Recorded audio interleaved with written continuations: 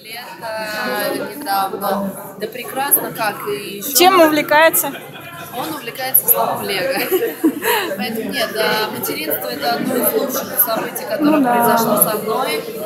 И я считаю, что детей надо рожать, и по любви, и дети — это прекрасно, это лучшее, что ты можешь оставить на этой планете, это своего ребенка и продолжаться.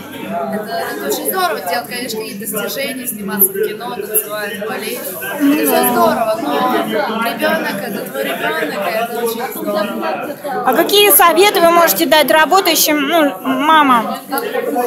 Я, как работающая мама, в свое время пожертвовала временем с ребенком.